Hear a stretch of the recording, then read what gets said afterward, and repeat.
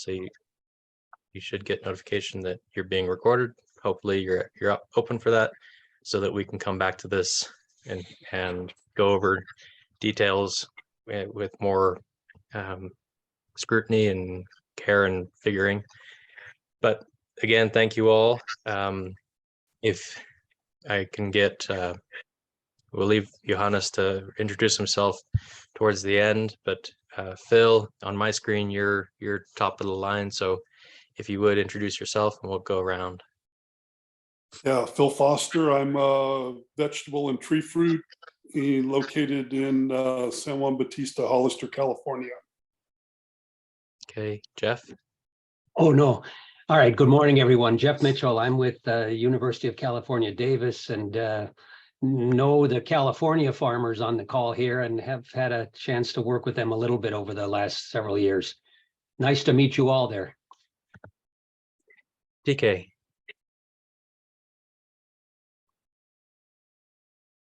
TK, you're on mute at the moment. Maybe we'll come back. Brian Park. Yeah, good morning. Yes, organic vegetable grower here north of Sacramento with some grain crops. And Scott Park. As well. Yeah. Brian and I farm together up in Meridian. We grow about 20 different crops. We've been soil health conscious for about 37 years. And the whole farm's organic, and very interested to figure out how to deal with biomass and still have no yield drag. Tom. Good morning. I'm a retired vegetable farmer from the San Joaquin Valley, over pretty much 40-year career, 30 years as certified organic, and I'm engaged with some of the other farmers on this call over a 4-year effort to figure out no-till organic production schemes at scale of hundreds of acres. So thank you for the invitation to join you today. Yep. And Leah. Good morning, everyone. My name is Leah Verik, and I am an organic consultant with the Rodale Institute. I just moved to Boulder, Colorado a couple months ago, and I spent the last 6 years working on organic grain systems in the Midwest. Nice to meet you all. Horton. Hey everyone, name's Horton Nash, farming up here in about 6,500 feet, Paonia, Colorado, in the Rocky Mountains. Do mostly vegetable seed breeding and production, and a little bit of cover crop seed. Starting to get into more of that, really into biomass production. And we'll worry about how to deal with it also. Thank you for inviting me, Patrick. Yep.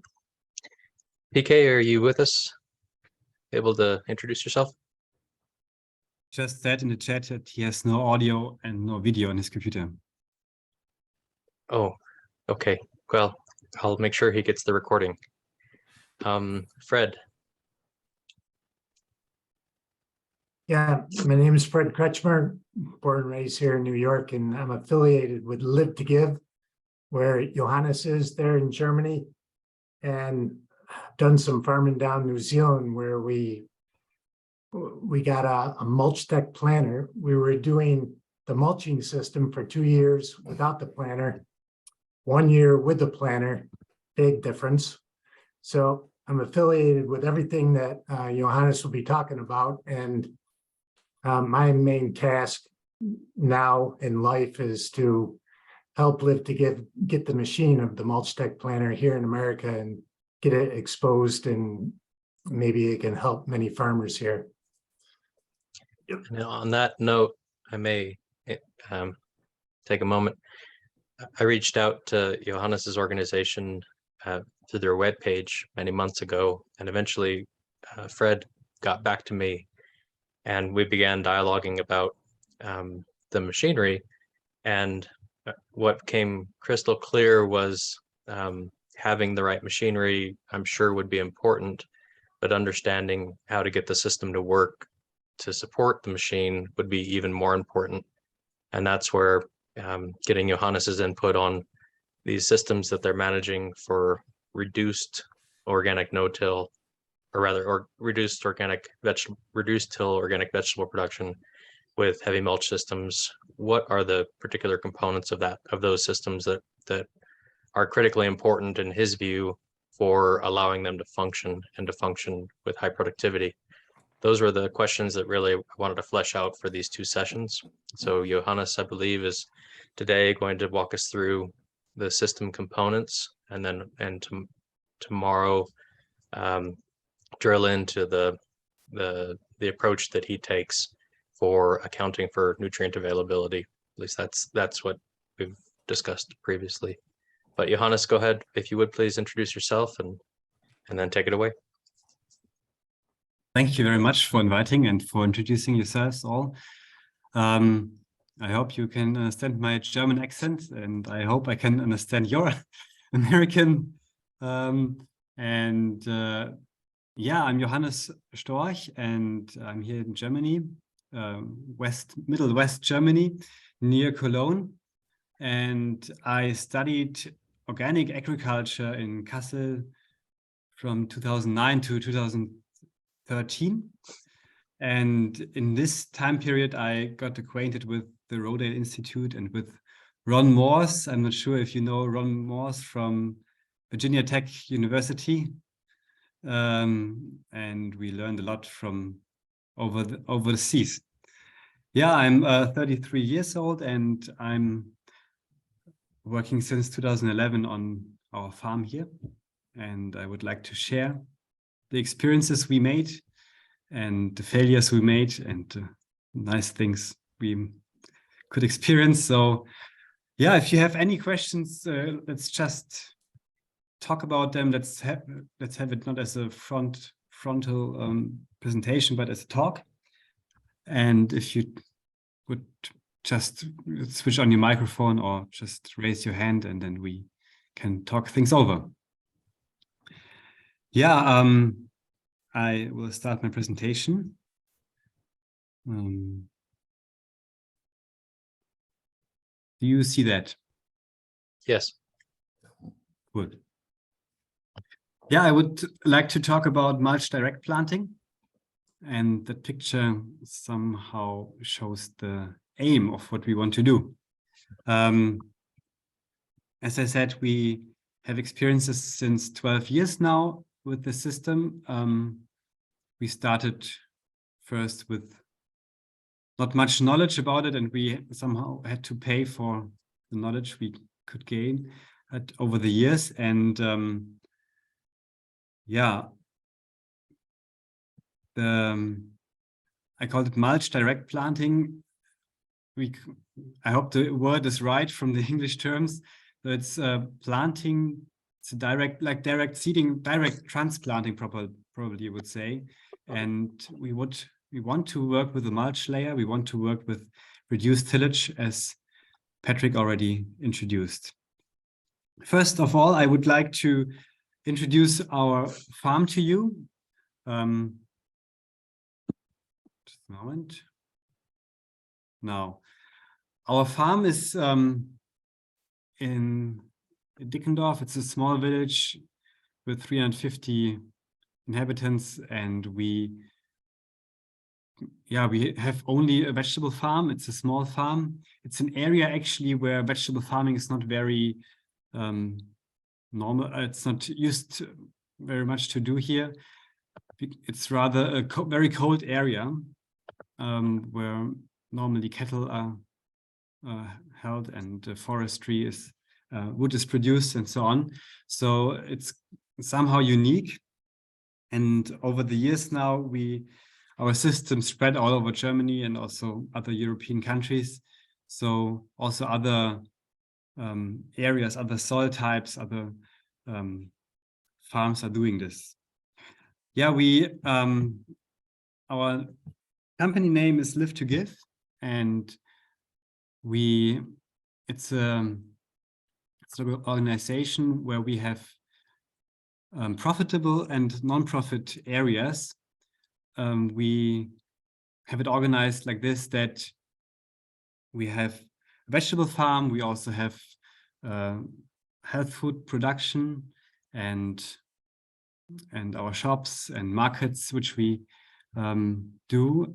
And these areas are profitable areas, of course, for the state, but we have a non-profit area also where we do research in farming, but also in health food. And these non-profit areas, they are paid by the profitable areas like production and so on. And but I would like to talk about the farm. We have a small farm. It's actually 11 hectares area total, and we do vegetable farming on 5.5 hectares. So it's a pretty small farm. And we have also greenhouse area of 2,000 square meters, grassland of 3.6 hectare, and we do 25 crops total. We reduced the crops every year because the area is not growing as the demand is growing of vegetables. We have 4 workers in our farm, and we also do research and consulting meanwhile with 1.5 people.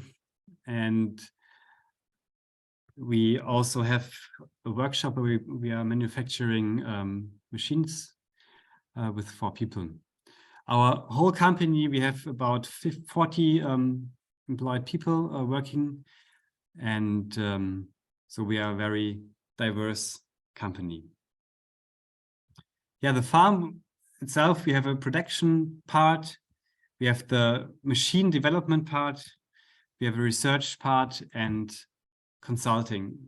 We with consulting, we do field days on our farm. We also do contract planting. In summer, we introduce a machine to Germany, Austria, Switzerland, France, and so on by offering contract planting, where we drive the machine to the farms and let them try the machine and the system especially. And yeah, we do presentations and workshops. So it's quite active here in Germany, especially. The topic of mulch has quite a number of people are doing it already. Yeah, that's our team. The team, I do it with my wife and some other workers, and we always have many people there who are interested in the system, who want to study the soil, who want to work with us for a year or so. And so it's always quite lively at our farm.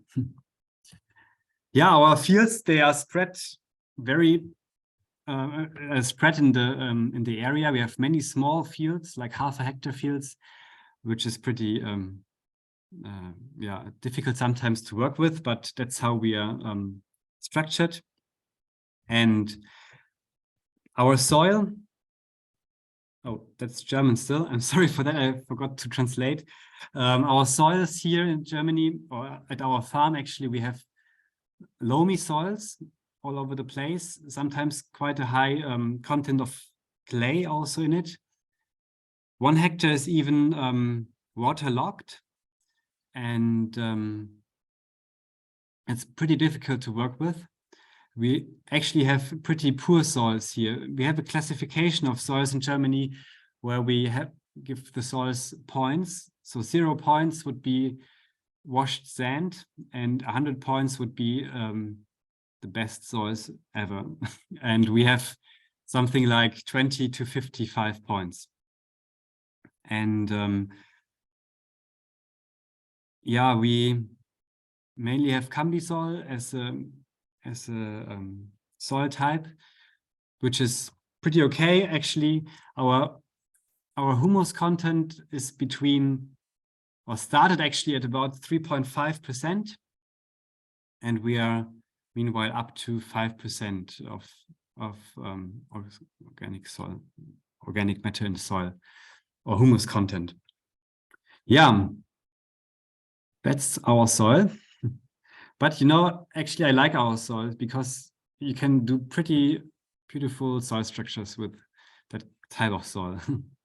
It's probably also related to the high humus contents, which we do have here.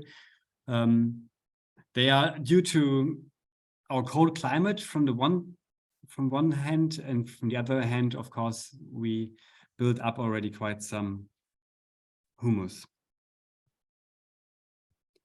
Yeah, our climate, we have meanwhile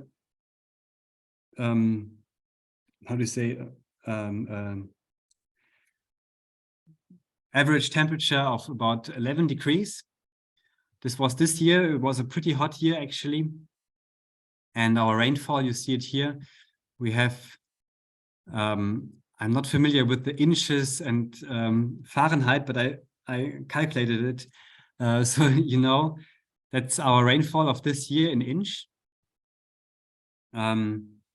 I think we have around 24-inch total rainfall this year. And in our, you see during the season, we had pretty low rainfall for our region here. It was about 11.8 inches from 1st of March till beginning of October. So the main season, the main growing season, June, July, August was pretty dry with pretty hot temperatures. It was actually the hottest year ever since climate is recorded here in Germany. Yes, that's our setting where we are working. Do you have any questions there? Cool. So I go into the topic. Do you Yes. irrigate, do you irrigate as well as operate on natural rainfall? Actually, we used to operate on natural rainfall, but the last 5 years we had to change. We had to install some irrigation. Here at the farm, you saw our fields are pretty much distributed. At the farm, we can irrigate pretty easy, but on the other fields, we have to transport water there. So it's we don't have wells there because most of our fields are rented. So we wouldn't dig wells at the places, and so we are trying to use as little water as possible, and years like this make it challenging. Yeah, definitely. But yeah, I think we can come to the crops bit by bit, and I can explain how much we irrigated and so on. Yeah.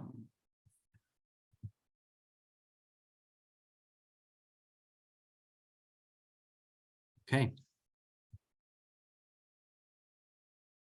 Well then, yeah, when we started to look into soil fertility, actually, the aim was definitely to build up soil fertility while we are producing vegetables. Often, when you study and you listen to things and so on, you hear that sentence, yeah, if you want to build up soil fertility, you have to count with a few years, maybe 3 or 4 years, where your yields are reduced. And after that, they are increasing and so on. And I thought for vegetable farming, actually, we cannot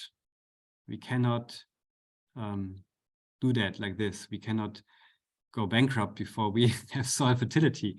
So our question was, how does nature really do it? And in nature, fertile soil is always covered and is always permeated with living roots. You know that when you have a bare soil, the first thing which grows is weeds. So some plants are putting their roots into the soil and producing biomass, which is covering the soil in the end again. You see that in many different kind of ecosystems. The whole rainforest is working with on-soil cover, actually. And yeah, in nature, there's although one exception, which is deserts. There's no roots and no cover, but also no soil fertility.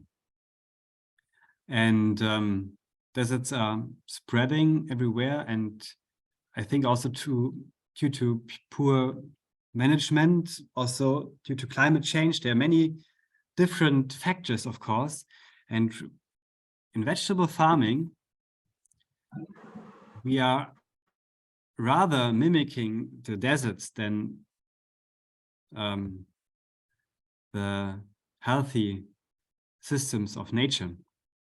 You see here a piece of land which was just harvested. The radishes were growing there, and then it was cultivated and rain came and so on. You know that thing, it's not a very extreme picture. This is very often like this. And you see, especially from the colors, almost the same. And we really have to think, how can we, although we are working very heavily, very intense, how can we build up soil fertility? And I think it's a very difficult question for vegetable farming because the system is so intense. And yeah, that's why I would like to talk about different topics today. That picture with what you see here, that's how we wanted to have it. The soil covered. You still see roots here in the soil, and the cabbage is growing already. So we want to have always roots and always cover. And when I say always, I mean always, and that's not very easy. Yeah, I would like to talk today about our cropping system. I would like to tell you how we are doing things, with which machinery we are doing our system, and which crop rotation we use. Tomorrow, I would talk about the effects of soil cover. What did we realize? What, especially also the topic water will be a question there. The topic nutrient dynamics. I think it's a very important topic to know how to calculate also the nutrients from a mulch cover. And I also would like to talk about the economics of it.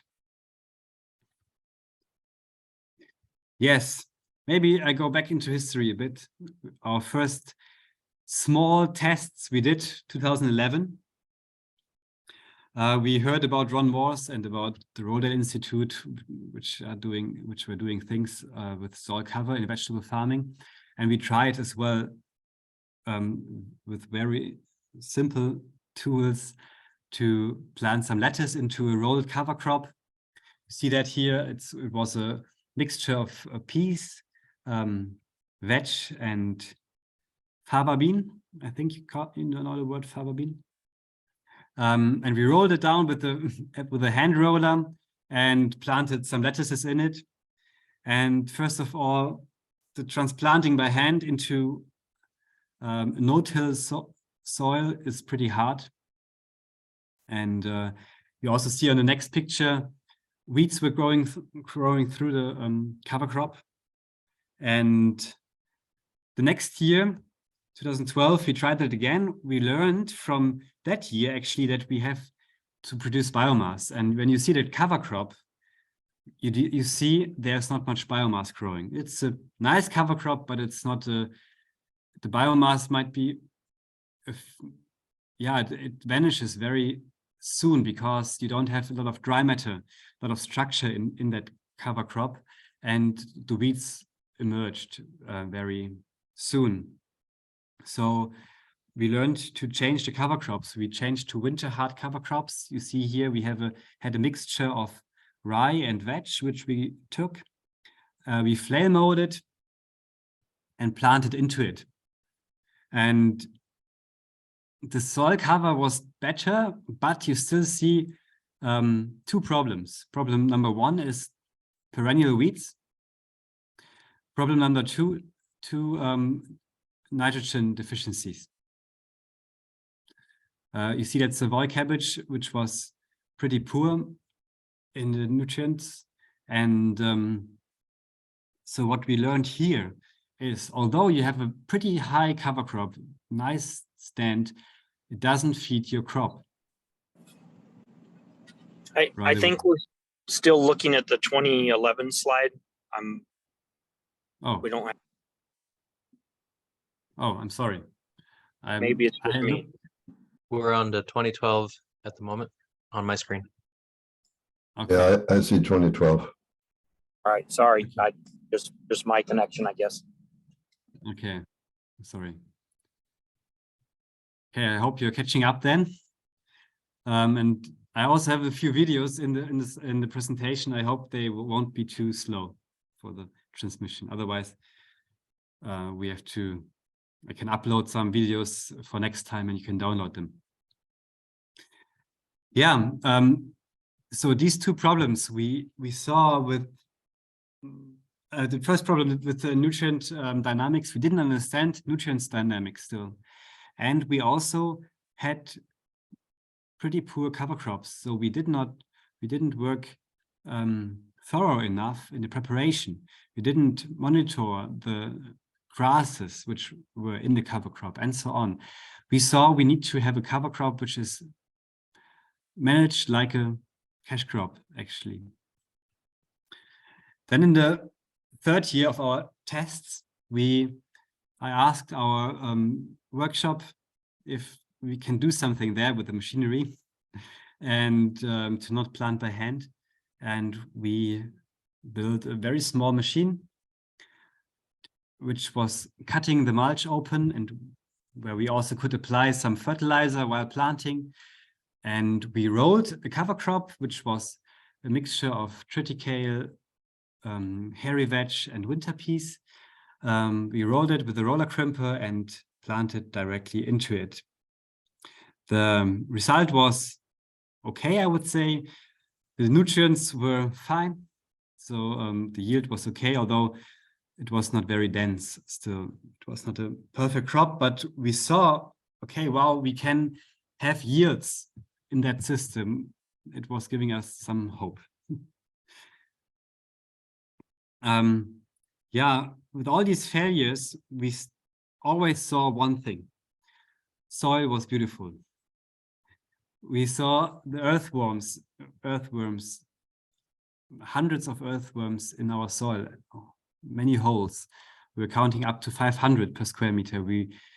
And so on. In the greenhouse, we did it too. We had once counted 1,000 earthworms in the greenhouse per square meter. And you saw that soil structure was very nice, crumbly, because we had the roots in there. We saw that the mulch layer was full of roots. It was just like a carpet, which we could peel off and it would hold together. And so this was making us enthusiastic to keep going. And yeah, one thing we had to learn though in the other years, we had to learn to deal with perennial weeds. We saw that annual weeds, which come from the seed each year, they were pretty easy to control with the mulch layer. Also because we didn't have any soil disturbance before the crop, they were gone, but we had some pretty bad perennials spreading. And so what we learned here is, if you want to start with Mulch-Direct-Planting, you have to take care of your perennial weeds beforehand.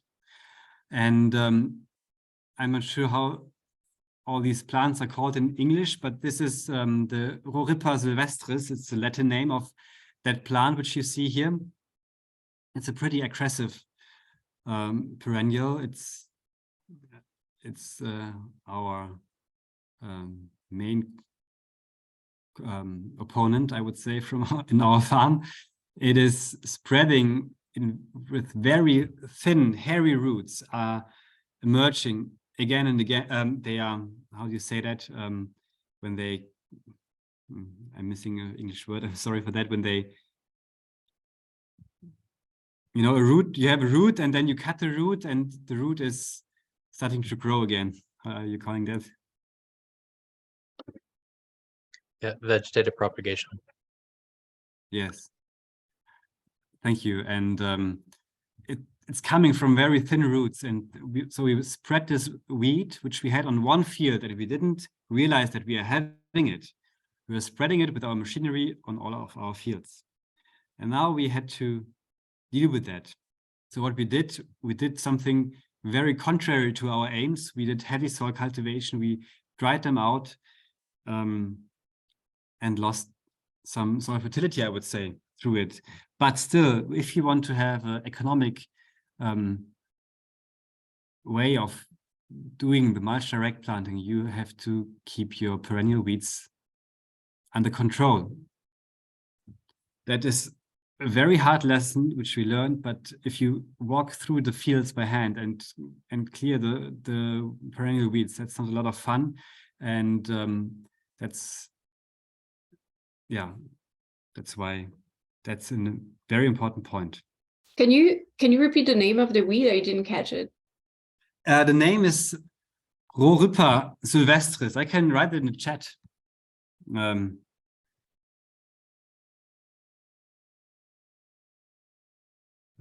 Oops, sorry, I write it again.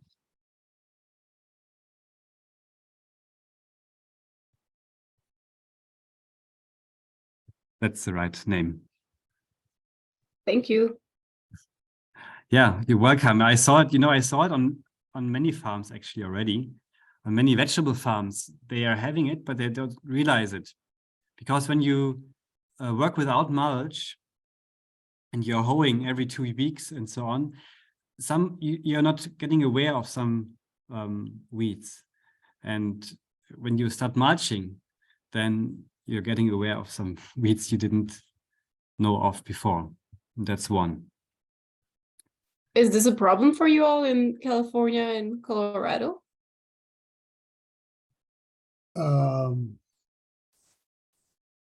Scott, I'm wondering, Jeff or Tom, to me, I'm thinking of perennial reeds or ones with it that have rhizomes, morning glory, Johnson grass, sort of nut grass. Is that right? What would you guys say? I never think of a perennial weed. What do you say, Jeff or Tom? The ones you just mentioned are certainly perennial. This one I don't recognize. It's not Canadian thistle, is it, Phil? No. I No. find it as creeping yellow cress would be its common name, and it's Yes. listed as a North American invasive, so it's probably somewhere. I see websites from Minnesota and stuff, but probably not here yet. Yeah, we all have our own plagues of perennial weeds, and yeah.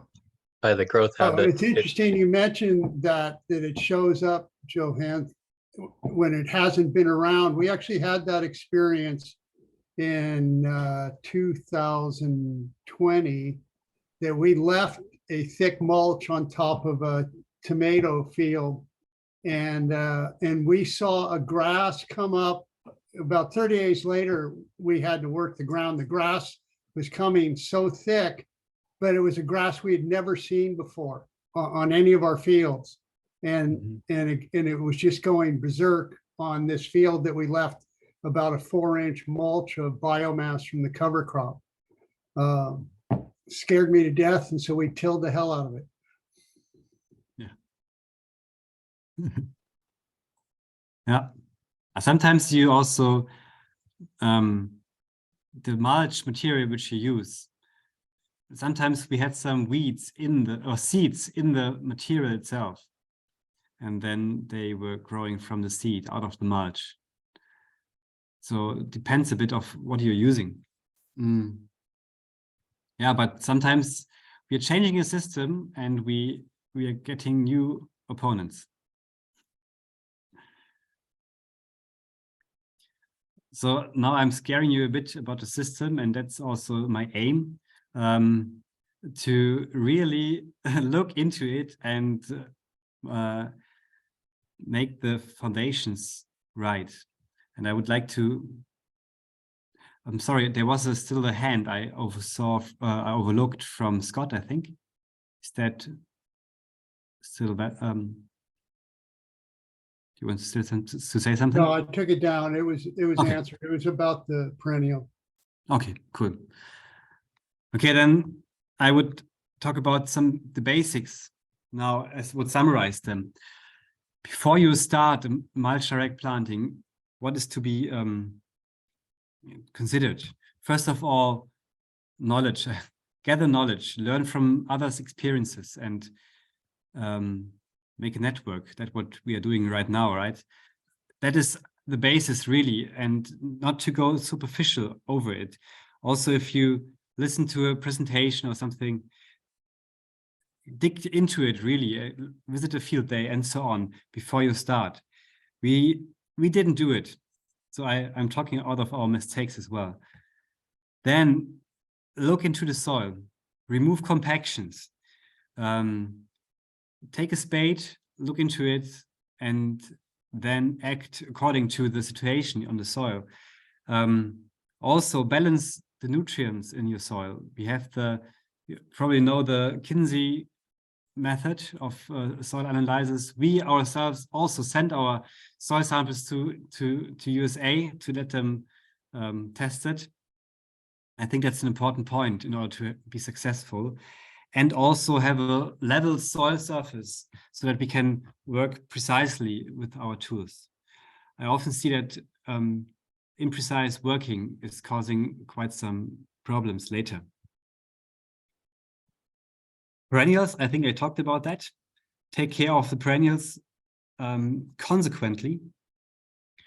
And then produce biomass. As vegetable farmers, we are not used to produce biomass for mulch material. So we have to learn that. We have to become biomass farmers as well, and adapt our crop rotation according to it. For this, we have to choose high-yielding cover crops. As I said already from beforehand,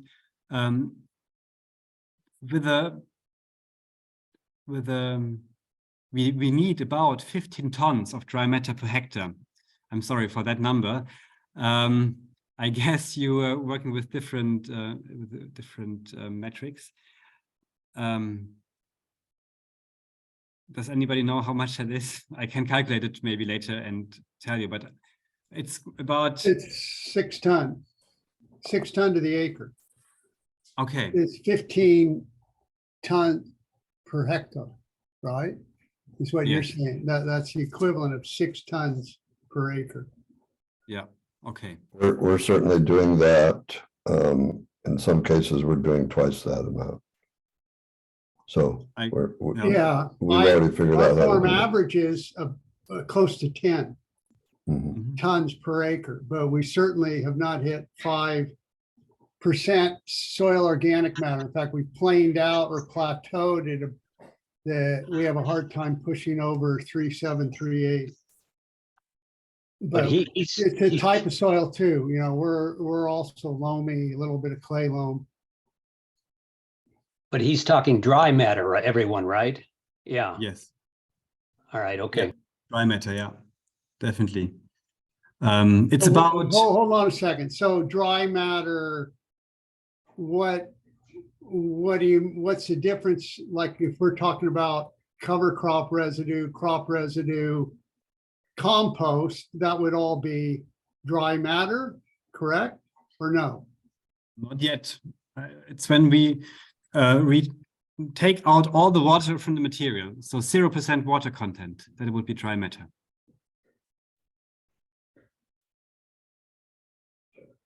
Okay. So normally you have about 60%, 75% water in the plant tissue. And if you take it out by drying it at 100 degrees Celsius, at the boiling point of water, you until no water is taken out anymore, then you have the dry matter. And it's about, you can say, maybe 3 to 4 inch of mulch layer. when you flail mow it, for example, or when you roll it. And then the next step is tools. Then we can think about tools. Use precision tools. If you first, then you think about buying a planter or something like this. And when you start doing it, then the next point is start small, start on a small area, gain experience, and learn from your mistakes. Sometimes, although you listened to many presentations and everybody has to do his own mistakes, I sometimes wonder, and but still learn from them and keep going, because it is really worthwhile to stay there. Yeah, I would like to talk now how we practically go about this topic. First, when we start such a system, we do the bed preparation in autumn. What we do, we look into the soil and see if there are some compactions. We would loosen them. We go down maximum to 25-30 centimeters, which is about 10 inches. And with a subsoiler, maybe not even a subsoiler, but a cultivator to break up compaction, we prepare the beds, and we work with controlled traffic, so we have permanent tracks. And this is how we start in autumn. We generate a tilth, a mechanical tilth, I would say, in order to have the basis for all which is to come. The next step is to put roots into that mechanical tilth. Is tilth a word which you use normally? Yes, it's familiar. Okay, and so this mechanical tilth is not stable yet. It would recompact by its own weight by the water over winter. So the roots, they're important now to make it stable. We are using winter hard annual cover crops. Annual is important so that we can kill it easily in the next spring. And winter hard is important for permanent root penetration. So it's a mixture of winter rye or winter triticale, 60% of that mixture, and 40% of leguminous cover crops. So it's hairy vetch, which we use, and winter pea, also crimson clover. We have a mixture like this. What is important here, never to mix rye and triticale, because the rye is flowering at one state and the triticale about 2 or 3 weeks later. And it's important to get that flowering point of time right. And if you have both in, then you will never be able to kill either or. This winter hard annual cover crop we are sowing in autumn with a quite high density of seeds per square meter. So we use about 200 to 300 kilograms per hectare of seeds, which is in September we start with 180 kilograms probably, and then in October we are at 200, and November we have to raise the seed rate, of course. That's pretty dense. We started less dense in the beginning. And Question? Yes, please. Can you convert that, or somebody convert that seeding rate to pounds per acre? Yeah, if he's going 300 kilograms, he's going 120 pounds to the acre. Okay, thanks.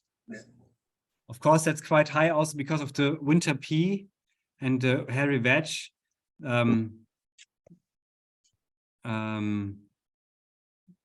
that makes it quite high. It depends also how large the seeds are and so on, of course. So I would say 300 kilograms is the maximum you really do.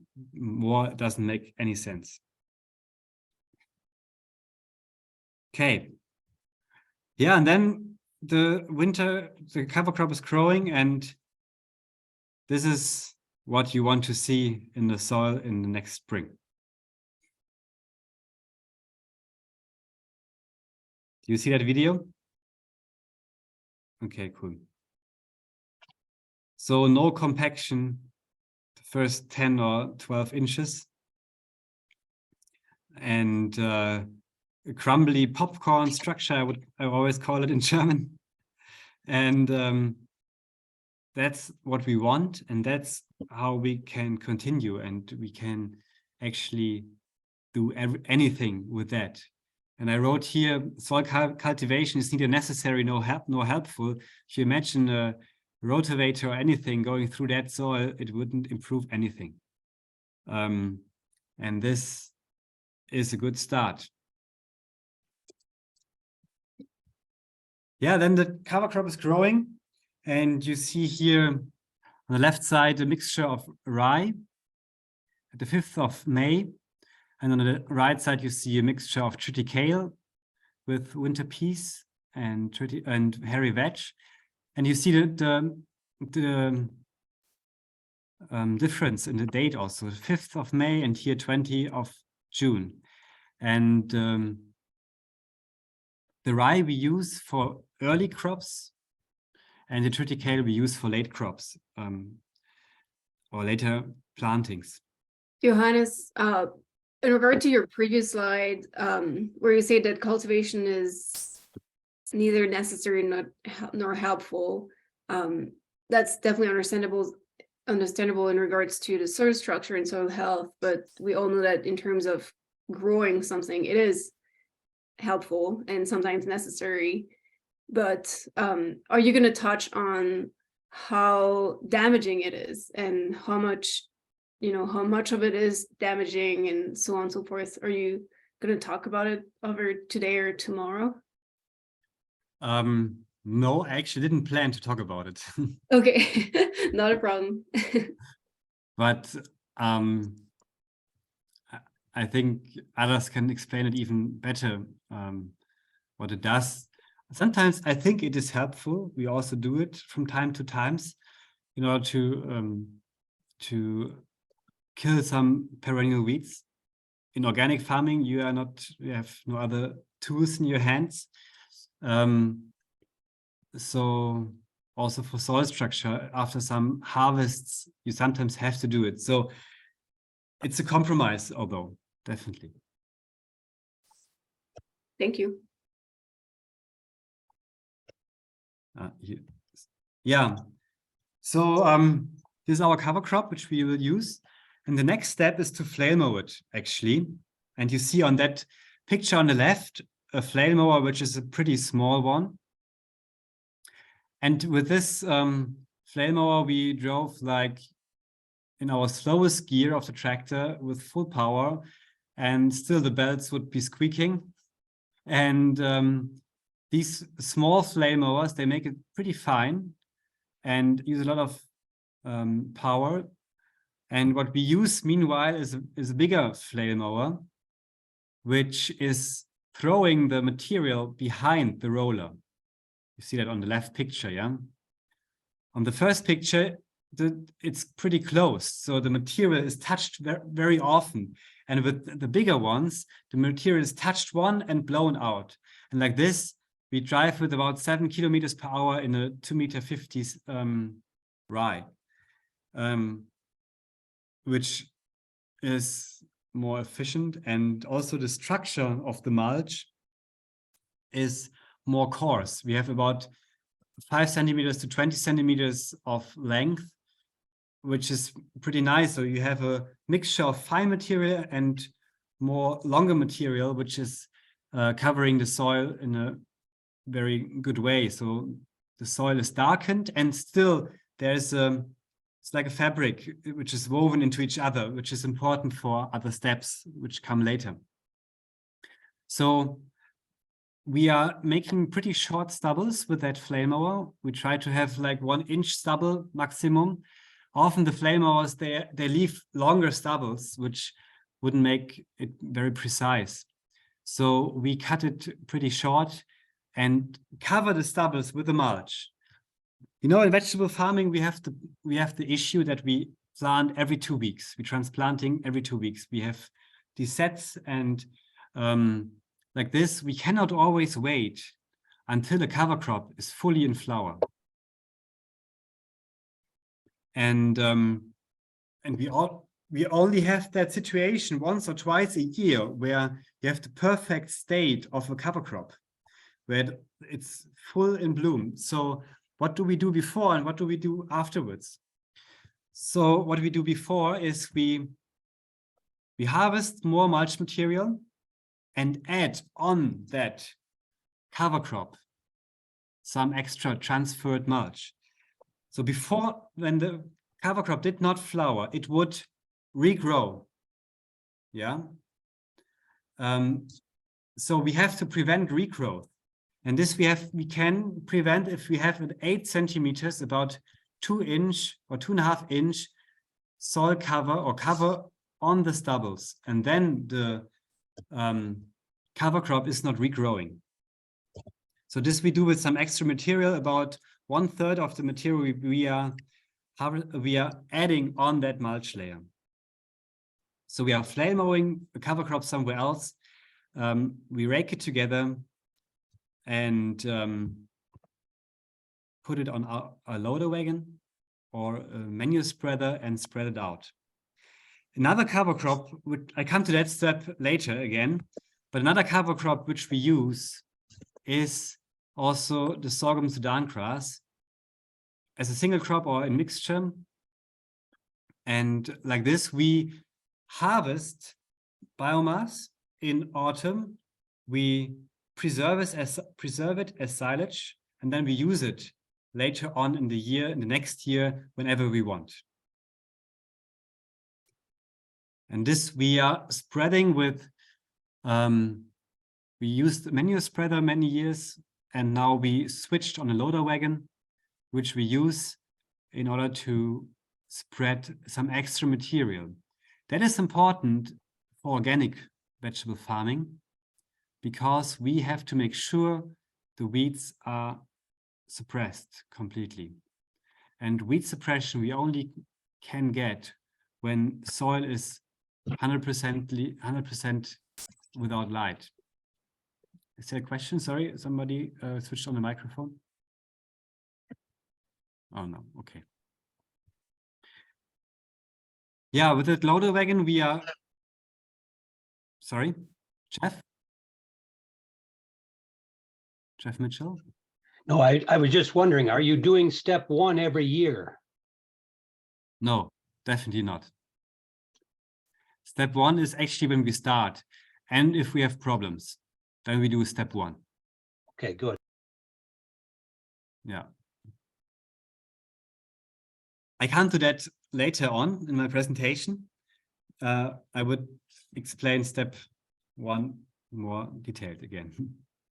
Yeah, so we are spreading the mulch. In order to have a very even layer, we had to adjust the machinery a bit. You see in the back of the loader wagon, we have now 4 rollers, which are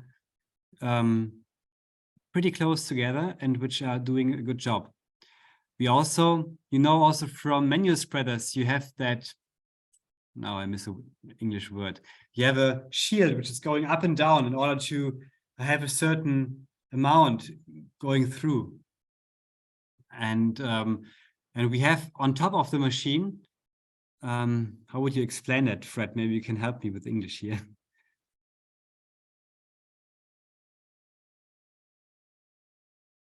It's like a, yeah. Yeah, the top part of that machine is actually taking all the extra that's not coming out and sending it back into the loader. That top part.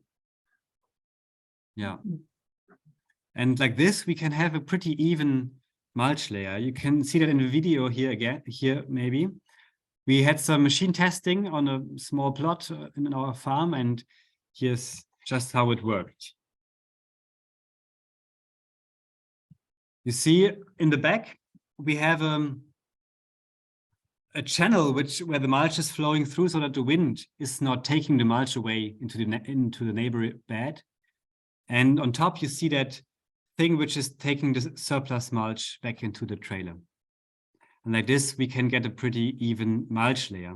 Here we spread it pretty thick because we don't have a cover crop here before, but that's, when you look to it now, you will see it's about these 2 or 2.5 inches of mulch, which we spread.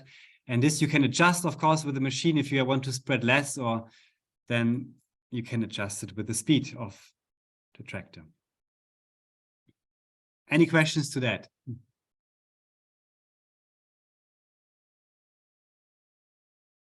Okay. I would say, I would just make a comment that your spreading machine looks very complex compared to the machines that we use here for spreading. Yeah. Okay. And as a result, probably quite expensive. You know, actually that spreader here is I bought for 5,000 euros. And that in the back we built ourselves. I think it's the normal loader wagon. I guess I'm not sure what you use over there, but that's what's pretty common here, which you get everywhere. Yeah. But sure, maybe every country has different rules, I guess. Yeah. The next step would be transplanting. Here you see a field of celeriac, which we are planting. And the question is, how do you do that? I know that in America, you have these no-till transplanters, which are available with the culture. And we tried that as well. But we wouldn't be successful with those planters as soon as we flail our cover crop or as soon as we add some extra mulch. And we have to do that, although in order to be flexible. So we thought, how can we solve that problem? How can we cut the mulch open under the most hard situations? And I come back to that video. I first explain how that planter works. So the planter, you see here a drawing of that planter, and in front you see my cursor, the mouse. Good. You see that's the cutting tool. This cutting device is consisting of a protection shoe, I would call it, which is going into the soil, like half the way, like this into the soil. It lifts up the mulch layer a bit, like 1 centimeter, just or maybe half an inch. And then we have this cutting device here, which is turning with the speed of about 3,000 rounds per minute. It's driven by an electric motor, and it's turning from bottom to the top, and it has 3 knives, and it's cutting any mulch material open. Also, if there's a wooden stick somewhere in between, it's no issue. It cuts everything. And like this, a slit is formed and the planting shoe can follow. This planting shoe is defining the depth of transplanting and also opens the mulch a bit wider. The seedlings are put into a carousel on top. The seedlings are falling down into that shoe and pushed out. And then the press wheels in the back, they close the slit again. And so the seedlings are sitting in the closed mulch layer again. An important point always is pressure. Under no-till conditions, you need more pressure on the press wheels, on the shoes. So we have a cylinder here, a pneumatic cylinder in front, which is able to press with another 300 kilograms per unit in order to have also under no-till conditions. If you want to plant the leeks under no-till conditions, you have to go deep and you have quite some pressure, which is coming from the bottom to that machine. So we press it back. Yeah, I show a short video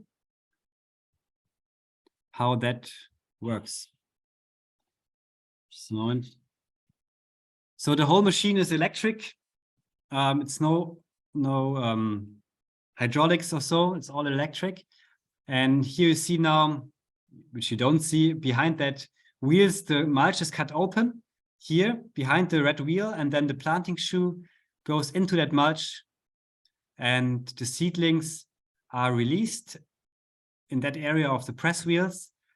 And these fingers, which you see here, they are keeping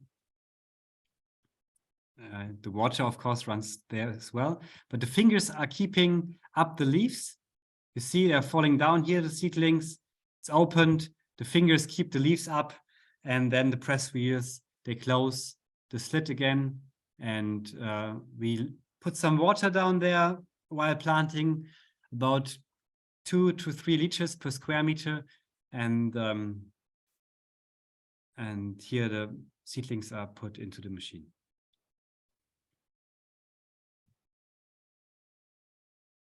That's how we do it. We started 2012 with that machine to build that.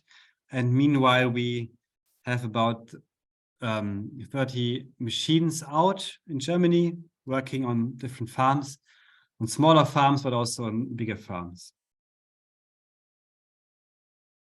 Yeah, one important point, which I already mentioned, is fertilizing. And you see here in that drawing, we are able to put fertilizer under the seedlings. So that, how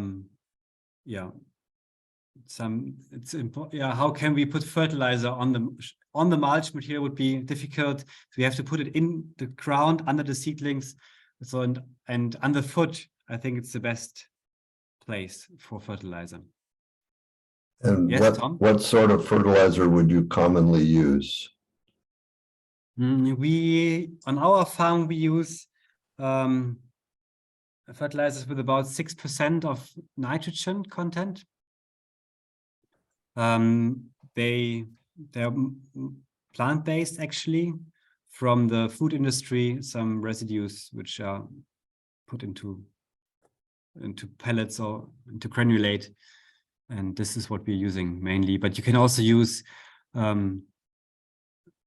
fertilizers based on keratin or anything alike. So everything from powder to big pellets, they can go down the machine. But we are actually aiming for fast fertilizers, which are fast available, because we don't fertilize much. We rather fertilize little in order to bridge the gap.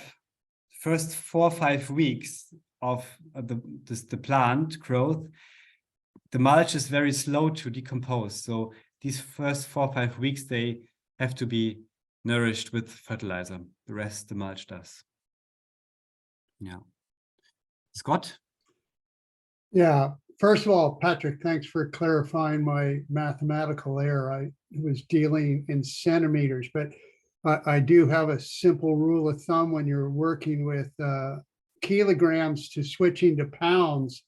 So I think you can correct me if I'm wrong, Patrick, but roughly it's 90%.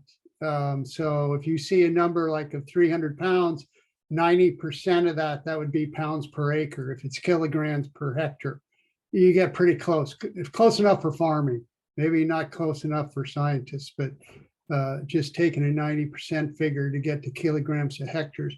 So on the fertilizer side, that's it? Your only fertilizer application is done with the planter?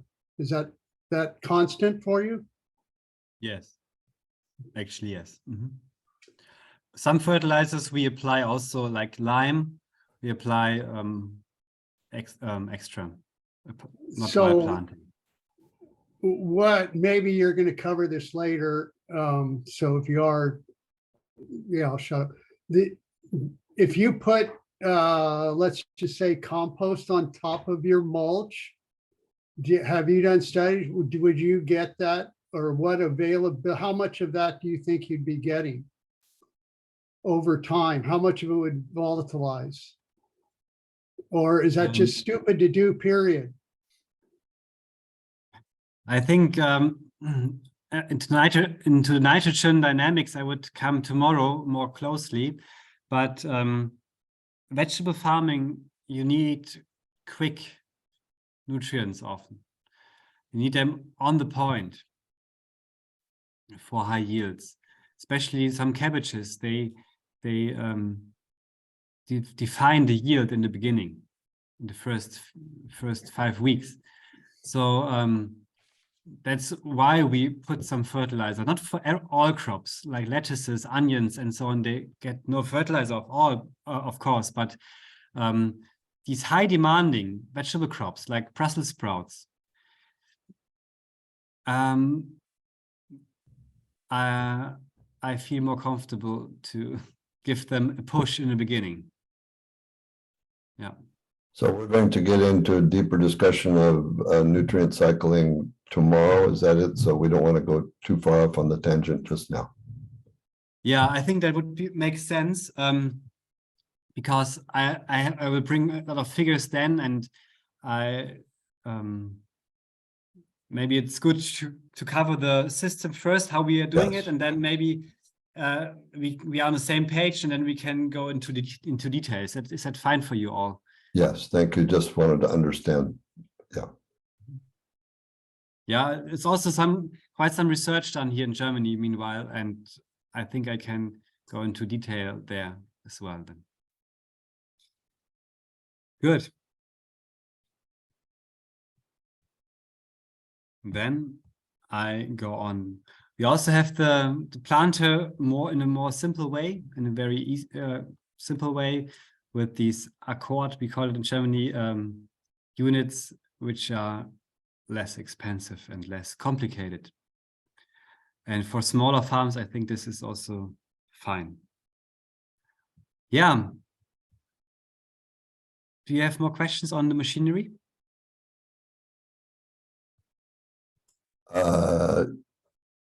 You manufacture this planter yourself? Yes, meanwhile. We actually started with a company a few years ago, like 7, 8 years ago, and it didn't work out well because the machine was still in development, and like this, we had to separate again, and now we are doing it ourselves. Yeah. So what sort of cost are we talking about for this planting equipment? Depends a bit on the scale of that machinery. We can go from one section or one row to 6 rows or more, 6 rows up to now. And so it's between 20,000 to 70,000 euro, 80,000 euro, something like this, between 20 and 80,000 euro. Yeah, depends on the equipment. Mm-hmm. Yeah.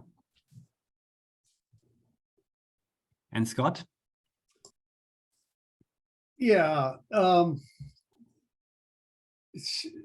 So I think for us California farmers, our skin crawls a little bit when you're talking about having to press into the ground to get a planter to go in. Like in my mind, that's a failing of taking care of the soil, that it's not loose enough or it's not aggregated enough. But I'm sure it works. It's just like we've never experienced like I would feel I'd blown it if I needed to have so much pressure to put a planter in the ground. And so that's one, why does the ground seize up if you're doing this year after year? What is making that ground become tight? And the second question is, if it goes the other way and you're planting wet, it would seem that front separator, it would seem to me, if that has a flat bottom on it, you would be getting a severe compaction layer. Where am I wrong? Are you This. talking about? I'm talking about that lead, right, that one. It would seem to me under wet conditions that would be detrimental to a taproot going through it. Okay, so maybe to both of the questions. First of all, I understand your concern with the pressure. Are you talking about no-till conditions, or are you talking about tilt conditions? Well, I'm talking about till. Yes. Yeah, I mean, that's what we plant some no-till, but it's not worth getting into. And that ground's hard, but there's a reason that ground's hard, is because it's been in rice, so it's had the weight of water on the ground for 4 months, and then you take the water off, it's going to be tight. That's our no-till planting, but our normal planting, yeah, we would never the thought of having to try and press anything into the ground, but that's till mentality. But it leads to what I'm saying. But if you're doing this year after year and you're doing controlled traffic, so you're not putting weight on the bed, you're continuing to add biomass, you're getting fantastic root action from the earthworms, why does the ground tighten up? Yes, and you have a great cover crop stopping the rain in the winter from packing the ground. Yes, definitely. So I totally agree with you. And we are not using a lot of pressure, actually. It's not about getting the planter into the ground mainly, but on some farms, we experience that still. So first of all, that L-shaped shank, or however you call that, has a pretty good angle to go into the soil.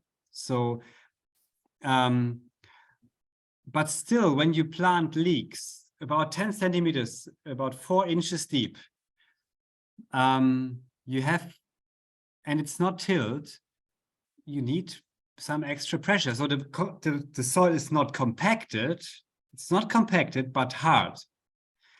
If you press with your thumb on that soil, you won't press much in under dry conditions. You will feel it hard, but still there's no compaction. There's a nice structure inside, as you saw in the video. So I think hard doesn't always mean compacted, and very soft soils doesn't mean that they are not losing their softness one day. So that's the point why we put that cylinder in order to meet all conditions. Also, we can take away weight from the planting device. When there's very soft soils, we can say, let's have no pressure at all, that the machine doesn't sink in. So we have, that's only for control. That's how it works. So my idea of why you might need extra pressure is because you're also working against the cushioning force of 3 to 4 inches of depth of mulch, which is, so it's hard to transfer the pressure through the cushioned mulch to the soil itself. So I don't know if that's correct or not. At the press wheels, in the back of the press wheels, yes. Then the plant needs to sit tightly in the ground. That's the aim. Yeah. And the last question, because of the wet conditions, I see a problem not here in front. Here in front, actually, it touches the ground not very much. It goes in like 2-3 centimeters, and it's a very thin shank, about 1 inch. And the planting device here in the back might rather create some how do you say, I missed the word, some issues, but Sidewall compaction. Compaction. thank you, sidewall compaction. Yeah, because then I press I press it open. I have about 2.5 inch in the back, and 1.5 inch to 2 inches in the back, which is opening the slit for the seedlings. And in the front, the first shank is about 1 inch wide. And like this, we have a very thin slit, which we are doing. So wet conditions is not an issue at all. Yeah.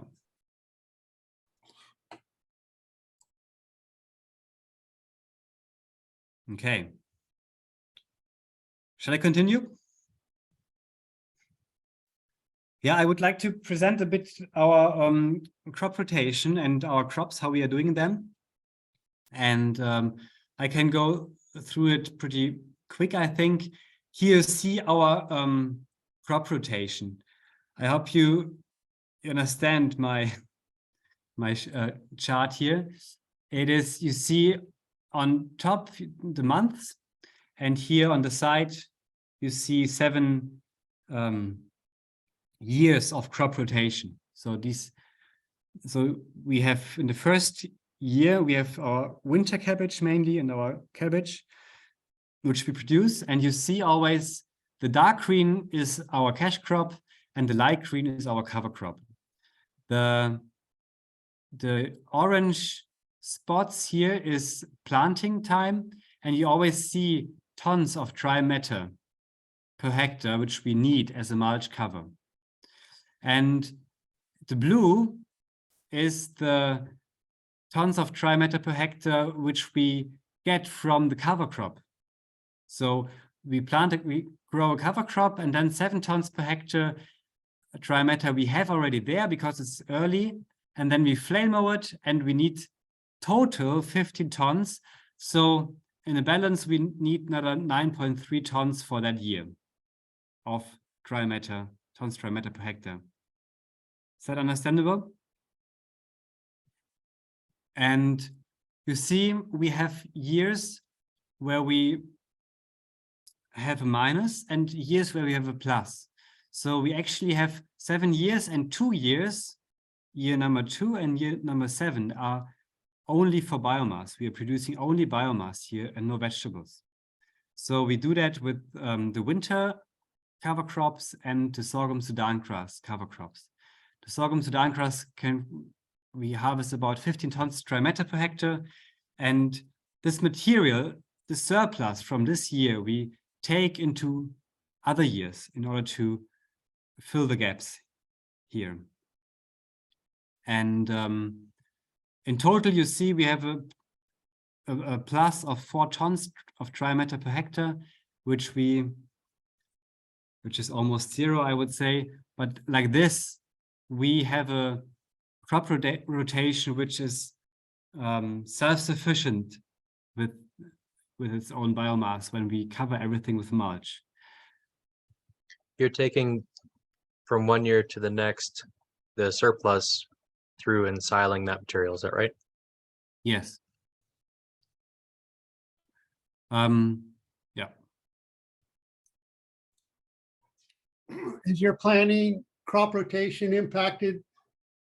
I'm getting the feeling it's, well, the question is, the reason you planted, say, I don't know, whatever, zucchini, and then you go to lettuce, is the relationship of the one cash crop impacting what you decide for your following cash crop on that block? Do you find any symbiotic relationships, or you just that's just, you're indifferent to one crop to the next crop? Actually pretty indifferent, but some things have a relationship, especially, for example, what I always realize if I do winter lettuces after onions, the winter lettuces, they have problems because of the nitrogen availability after a dry harvest. But the main issue of that cover crop is that of the crop rotation, sorry, is that we have the possibility to produce as much biomass as possible for the mulch production. So for example, if we have a winter cabbage, like a Brussels sprouts, standing over winter, we are not able to have a cover crop after Brussels sprouts in autumn. So what I wouldn't do after Brussels sprouts would be a leeks, for example, because I want to plant the leeks into a cover crop, into cover crop mulch, which I have on the spot, which I don't need to transport all the time, all the way there. So that's rather the thinking about that rotation. How can we use the mulch material which we get from the cover crops on the spot without transporting it from one place to the other? Thank you.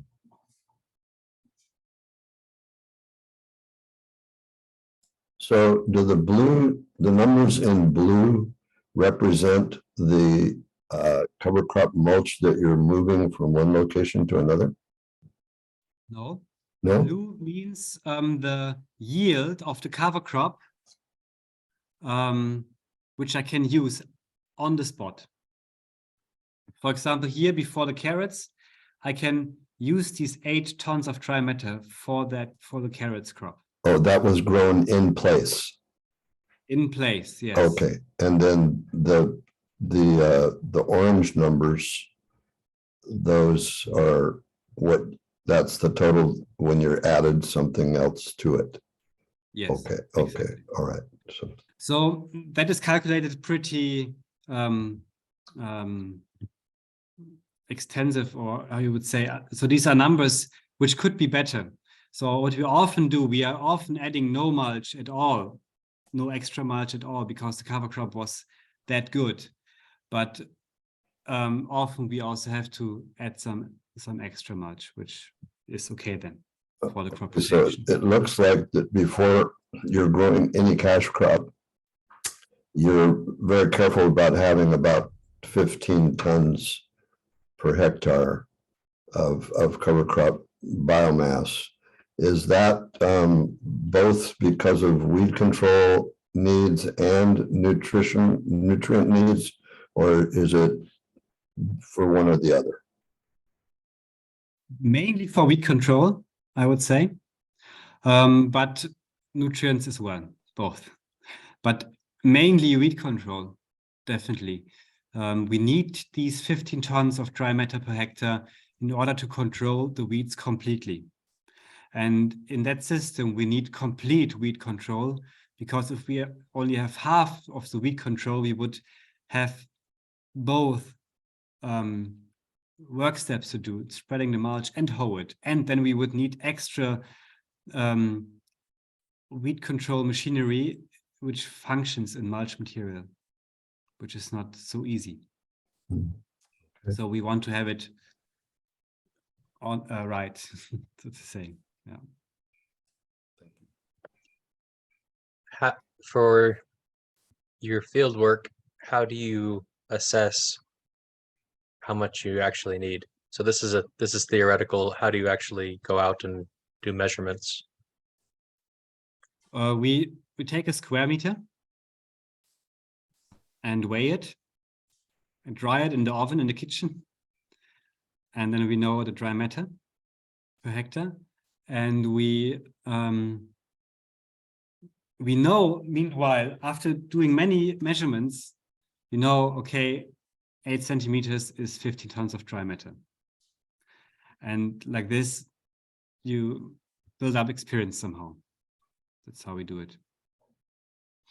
Yes, and Scott?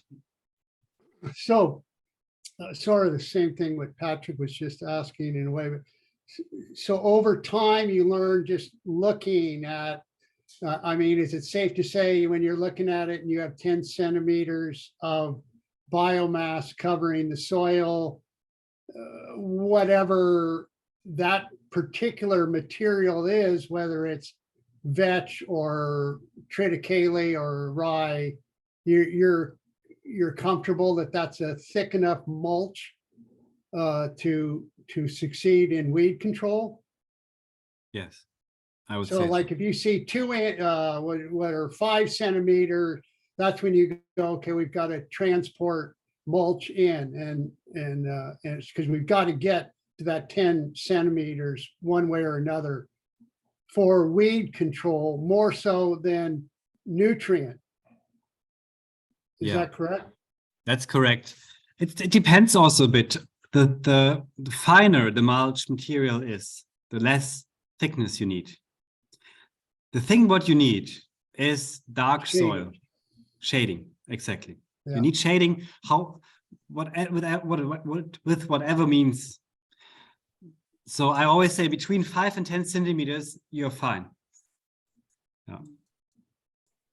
But I think you mentioned before that it has to be the right ratio of cereals to legumes because the legumes disappear too quickly. So if it's too heavily weighted with legumes, they disappear too quickly, and then you have a weed problem. Is that correct? That's correct. So we always want, it depends, the CN ratio, the carbon nitrogen ratio actually makes it. So we want a carbon nitrogen ratio of about between 15 and 35, I would say. We mainly work with materials between 25 and 35. That's the ratios we normally use.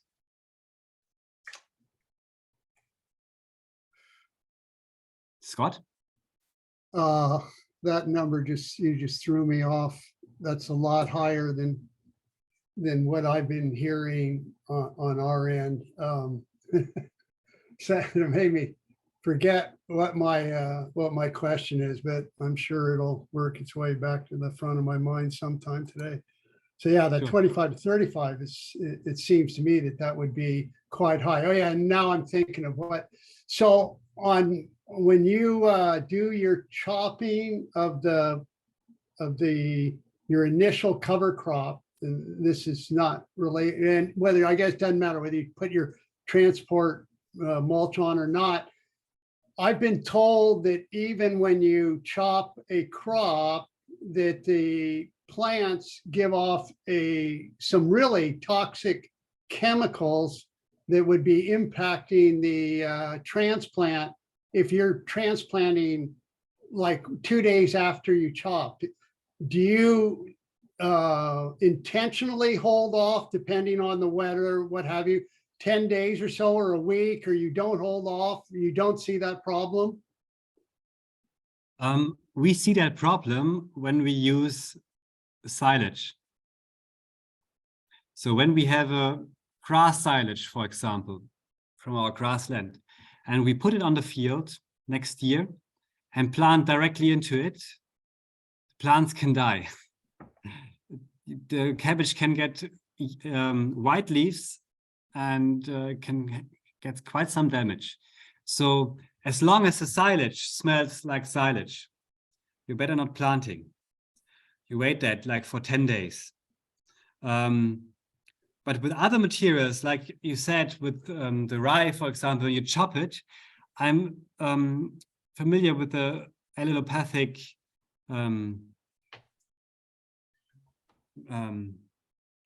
allelopathy of the rye, and but we don't see any effect at all on the transplanting, on the seedlings. We see an effect on wheat seeds, that they are emerging later, like for about a week. It takes until this allelopathy is gone, but we have no issues with seedlings. So when you use the term silage, you mean something that has been anaerobically decomposed? Or anaerobically stored. Composed Like, without the presence of oxygen, you mean? yes, like lactobacillus. Yeah. Like what they do in dairies? Yes, exactly. Oh, That- but that's what- fresh material doesn't seem to have that problem. Not at all, no. Okay. No. That's been our experience too. Yeah. And thank you. But you have to watch out also if you work with fresh material and with row cover. Like if you plant very early crops in fresh material, which is actually not possible because you don't have fresh material in a very early stage. But if you use row cover with fresh material, it can harm the plant as well.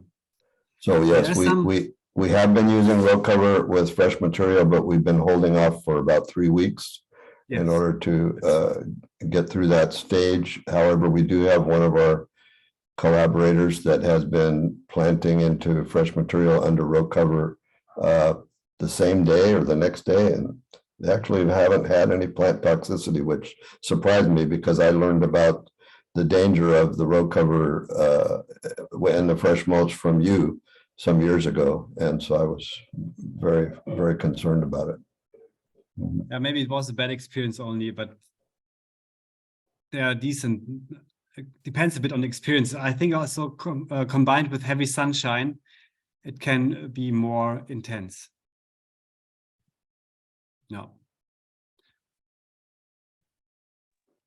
Yeah, I have some devastating pictures, but I didn't. I have them not in the presentation. Question? Yes. I just want to clarify row cover or plastic culture, if you're thinking of them as the same. No, I mean row cover. It's the white fleece, which I put for frost protection over the crop. Yeah, that's what I thought you were talking about. Tom may have been thinking of something different. Ah, okay. I'm sorry. Yeah, I was talking about plastic mulch. Yeah. Okay. Okay. No, I was talking about frost control. Frost. Yeah, floating row cover. Yeah. Okay. Floating row cover. You say. Good. Yeah, so I just show some pictures of our crops now. That's the winter cabbage, which is now standing there. It's a Savoy cabbage, for example, which we grow. You see, we have a quite dense stand of the crop. We have high plant density. I would say because we don't need to hoe anything. We plant and that's it. So when we transplant, we go for the optimum. Yeah. Question, Johannes? Yes. I'm looking at your beds. I'm thinking you're maybe on 2-meter beds from furrow to furrow, or is that correct? It's 180, 1 meter 80. And then looks like your transplanter does 4 lines. Maybe you're doing cabbage, 4 lines per bed. And then what is your spacing between plants as you transplant? It's 45 centimeters in this case for Savoy cabbage. So the distance between the rows is 36, and the distance between the plants in the row is 45, and they are planted offset. Okay. And actually, we are doing all crops with 4 rows. We're just changing the planting distance. The exception is zucchini, of course. We have 1 row of zucchini per bed. Nice thing with zucchini is that the fruits are completely clean. There's no soil on the fruits, which is it's really nice to harvest.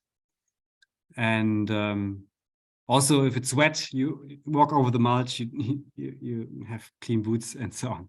But also one important point for zucchini is the constant, the regular water supply, which is under the mulch.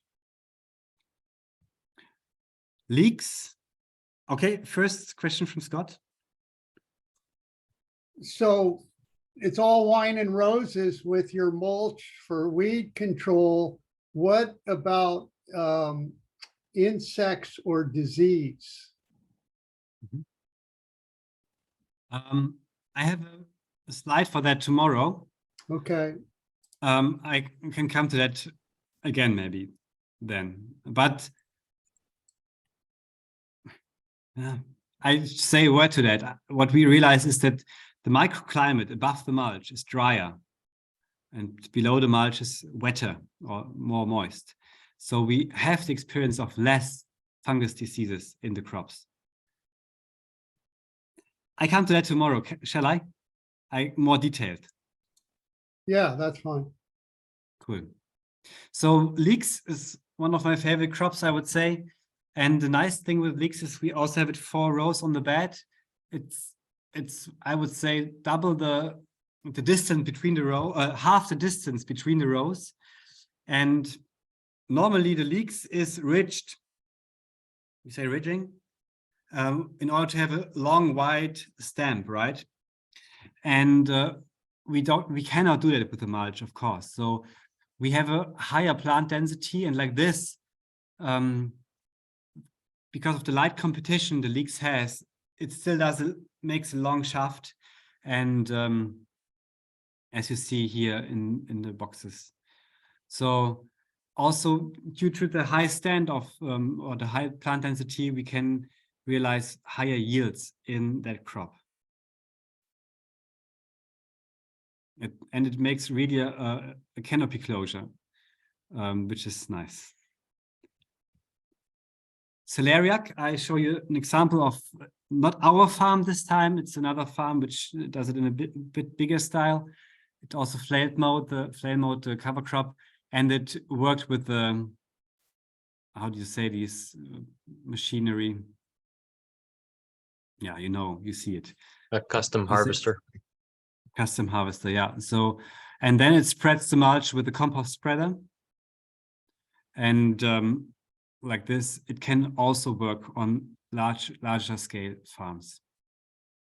And you see the the difference between celeriac with mulch and without mulch. We had some tests there. It was done on 9 hectares, and this year he said he would water half of in the mulch than without the mulch, and it didn't rain almost at all over there. It was in Austria, and it was a pretty clear thing also from water and nutrients. You see the difference here.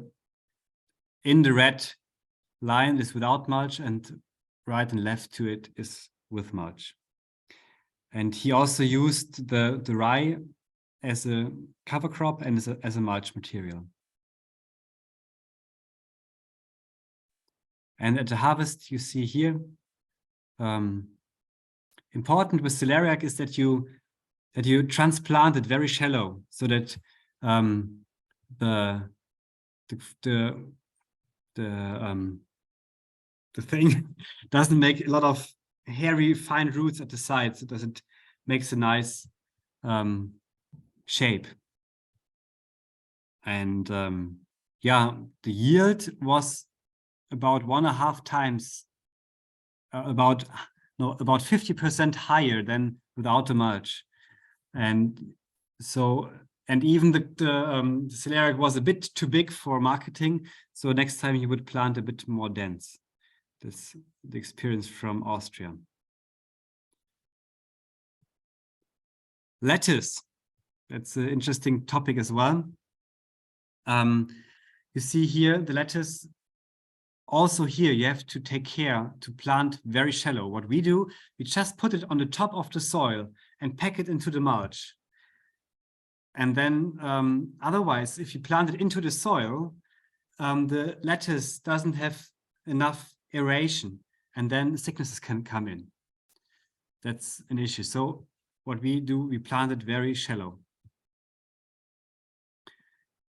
Carrots.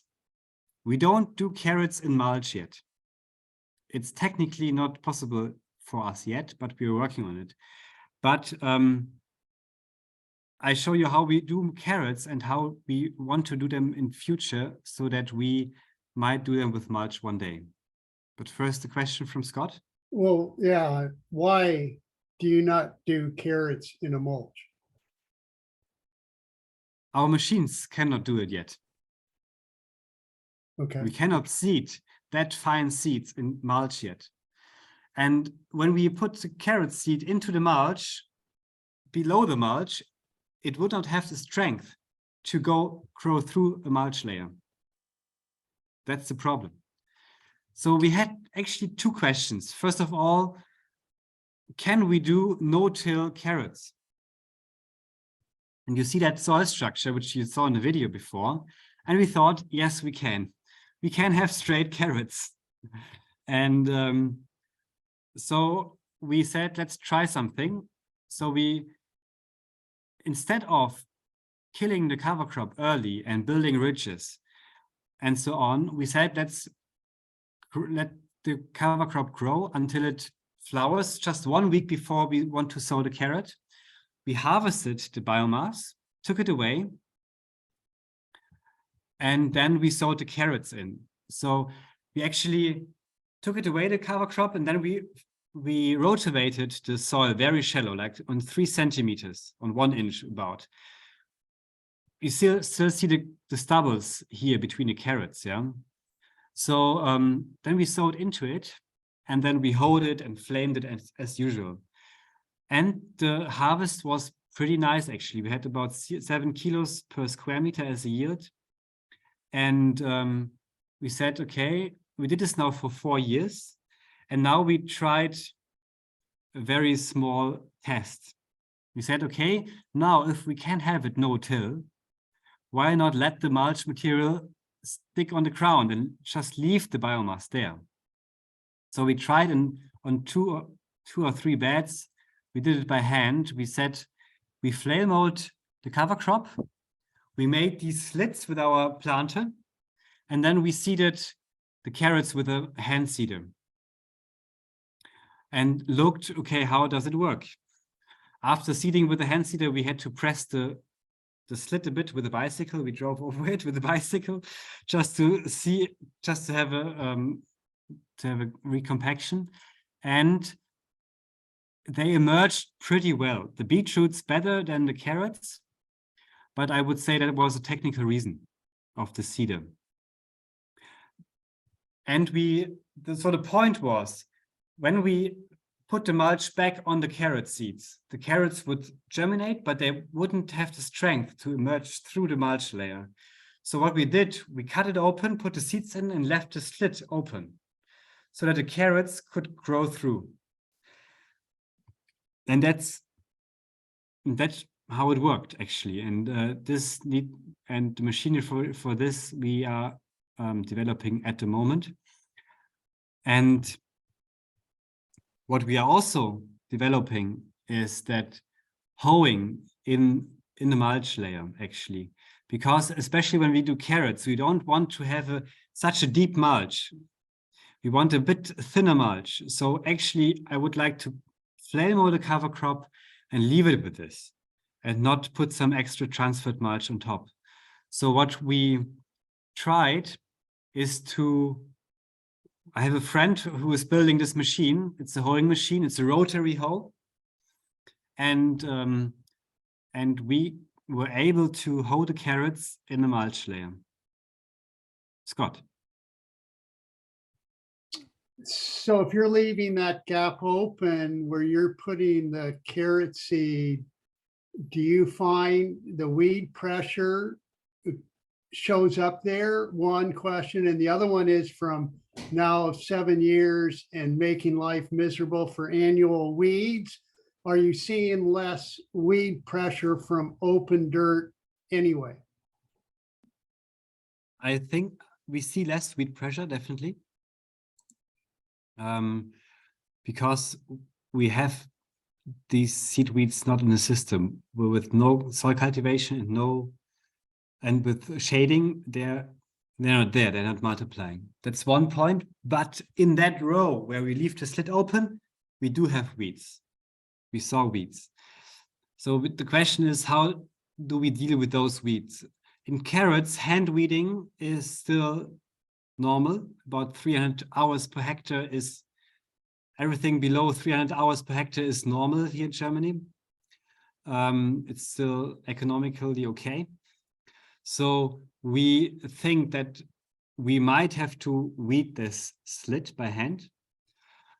We thought also about a compost strip, which we just put in that line in order to control the weeds. That's a thought. We didn't try it yet. And the other point is what we always see. I talked about the allelopathy before, and we see in the beginning, after we killed the rye, you still see about 10 days the allelopathy of the rye for the weeds. So almost no weeds are emerging actually, but the carrots could cope with it. So I think we have to talk about 2 years later again, then I can talk about more experience. But here I give you a bit of a view in the future. Tom. Jeff Mitchell has a stunning picture of direct seeded onions growing through a very thick mulch. And it's from Brazil. And I often use it as like the ultimate demonstration of what can be done with no-till vegetables. Patrick O'Neill is actually going to do some investigation as to how that's done down there.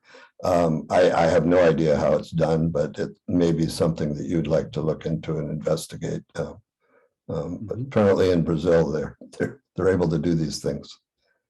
Okay, I would love to have that picture to see and how they did it. Yeah, I have the picture. I could share it with you, and Jeff has it too. He could share it. Yeah, it's awesome. It's awesome. Yeah, I believe so. You know what I'm talking about, right, Jeff? Yeah, and Johannes, I'm sure you know, because I know you traveled pretty far around the world there, but a lot of commonalities for what's going on in Brazil here too. So that would be interesting to share as well there at some point. Yeah, cool. Yeah. Yeah, and we have to learn from over continents. I think that's important. As I learned a lot from your continent. Yeah. So I go to the topic of onions. Sorry. I'm just looking at the picture there on the left and actually on the right too, which you have nice coarse that's of your mulch. When you're when you're chopping that in the field, you said you were chopping some of it and then adding a transported mulch.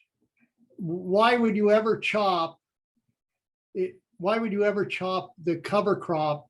Because it breaks down so much faster. Why wouldn't you always have long strands, such as in that picture on the left or the right?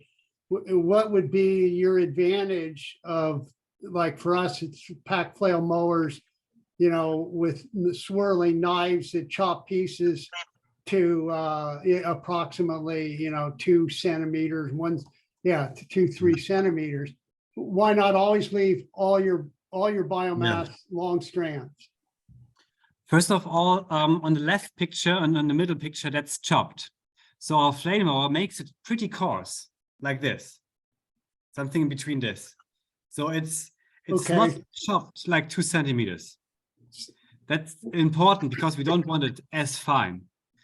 But on the right side, where my coworker is seeding the carrots in that rolled cover crop, that would be 2.50 meters long straws. And we got issues with these long straws because, especially with rodents, mice, because when we had this experience over 2 or 3 years, we tried it. We rolled it, planted into it. We came again after the weekend and all the seedlings were gone and eaten by mice. Because when you roll it, they have like a hole, it's like a roof, and they can move in all directions as fast as they can. But if you chop it and have a more dense mulch layer, they have to dig holes, and they are slower and less orientated under that kind of mulch layer. And we had it next to each other in a year with high mice population, and we saw the difference and were convinced.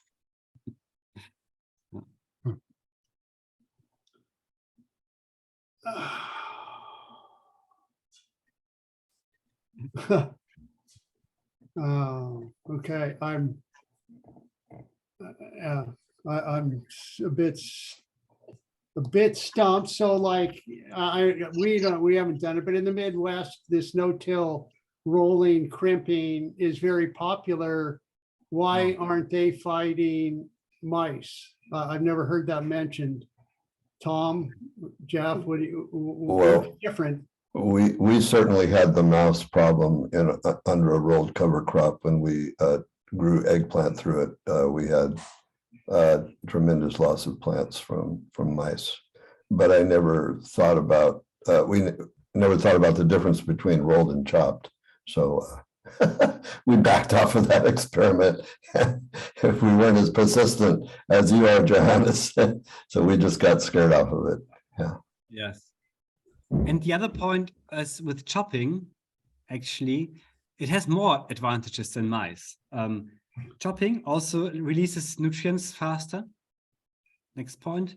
And chopping controls the cover crop more efficient. The hairy veg and the winter peas, they are killed at any time when you chop it. You only have to consider the rye. If you roll it, you have to how do you say, the blooming of the cover crop, of all mixture, of all the components, they have to be at the same time, and that's difficult. It's extremely difficult to get that on one time. So we chop it and are flexible. Quick question, Johannes. But it breaks down faster, so much faster, that you have a better, good chance. Like in our world, when we've left a heavy mulch on top, it's amazing in 30 days how porous, how open to the sun that becomes. That's why I'm thinking why you would want to chop it where you get it so fine, and you're doing it for weeds. You're giving a much better chance of weeds but when you chop instead of rolling. We don't see that difference. It's actually so not. You don't see the speed. You don't have decomposition faster on chopped than rolled. Maybe a bit, but not significant. I think the main point is not the length; it's the CN ratio of that material. That makes the difference. The lower the CN ratio, the faster it does it. And as we use rye, we have a CN ratio of 35, and the rye has even more, like to 45. And this is the main key. And canopy closure, after a time, it takes over the weed control. That's why we plant also as dense as possible. Okay, well, as long as we're talking about breakdown. So I've been told by a colleague of Jeff's that you see that any piece of biomass only breaks down from the ends. So if you have a 15 centimeters piece of straw, or you have a 3 5 centimeter pieces, the 3 5 centimeter pieces are going to disappear faster, decompose than the 1 15 centimeter. Do you think that's baloney, or have you seen that? And that's why what I've seen is chopping or long strands, the disappearance to me is greater. The finer the chopping is. And have you heard that theory of it breaking down only from the ends? I heard it the first time now, but I believe you. I can imagine it very well. But I still think it's insignificant, because of the CN ratio. I think it is faster, but I'm not trying to be speed. argumentative. I'm trying to understand. So Yes. if you had a rye field and you rolled it, or you just ran a night, well, you wouldn't do that because you don't touch the soil. So you just rolled it, or you ran a chopper. Are you saying now that's the same? So the CN ratio shouldn't make any difference if it's just rye. Which one you're saying they'd still break down the same? I wouldn't say it breaks down the same. I think it breaks down faster chopped, but I think it breaks down slow enough. Okay, that's a good, I understand that. So, okay. Phil Thank had you. a Sorry to hang question. up on it, but it's a big deal for us on us. You know, we've been doing tests with Jeff and Messing, trying to figure out how do we handling the mulch is a really big problem. And myself personally, you know, I've had gigantic financial losses, and Brian, from mishandling and timing of this biomass. And so, you know, whether we chop it or whether we leave it long in strands, whether it's cut, that's a key for our farm that has been a huge barrier. Yes, I believe so. I think that's the key point to manage the biomass and to know the ins and outs. Yeah, definitely. Phil, you had a question? Yeah, Johannes, when you mow your cover crop, I know you're probably trying to find the correct timing, but and you acknowledge that maybe vetch and peas they're terminated, but the triticale or rye doesn't terminate with mowing. What do you do if you get regrowth of the cereal? First of all, I would like to prevent the regrowth. Also, if it didn't flower yet. That's why we sometimes add extra transferred mulch on top of that cover crop mulch. And then we have like 8 centimeters or 2.5 inches of mulch on the stubble, and then the regrowth is prevented by the cover. Okay.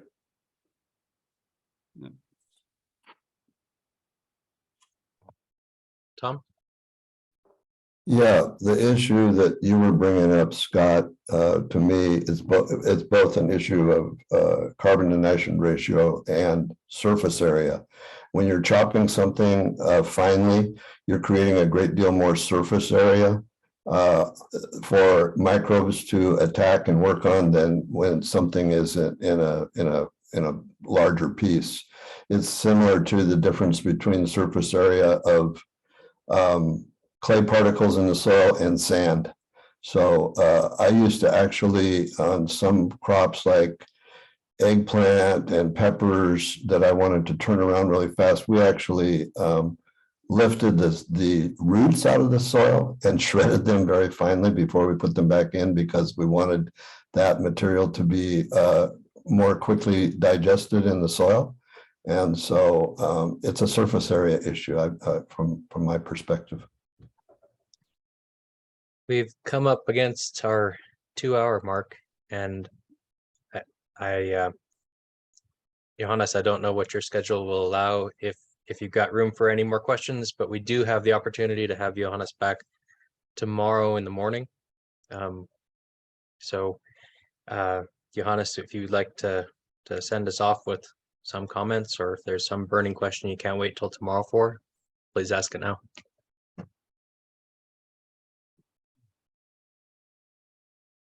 Do you mean me?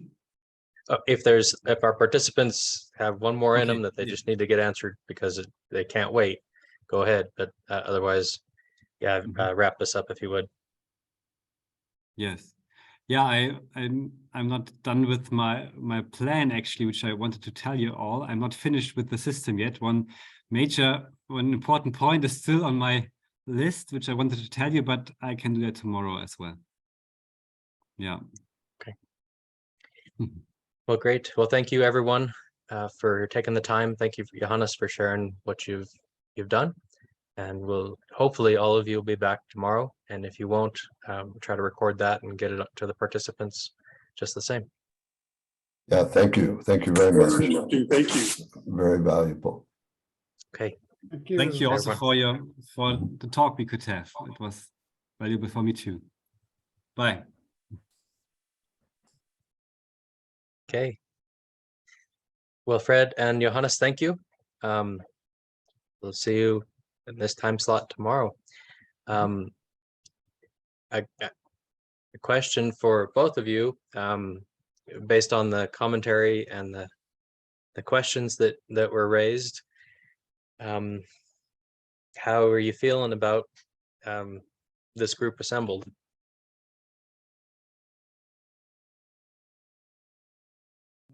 I like to discuss things, and it was, of course, many questions, and they took quite a time, so I didn't come through, but that's how it is. Okay. Yeah, I know from the farmers, they're very appreciative of the chance to ask questions, so thank you for giving them that opportunity. Was it understandable? Oh, sorry, Fred. Yeah, it was a good start. Good group, thinkers they were, and a lot of good questions. So I'm encouraged by the beginning. Yeah, you're coming across very clearly. Cool. So yeah, then so if I miss anything from the language or so, let me know. Okay. Yeah. Very good. Well, have a good rest of your day, and I'll see you again tomorrow. Tomorrow, same time. Cool. Yes. Thank you. Bye-bye. Bye.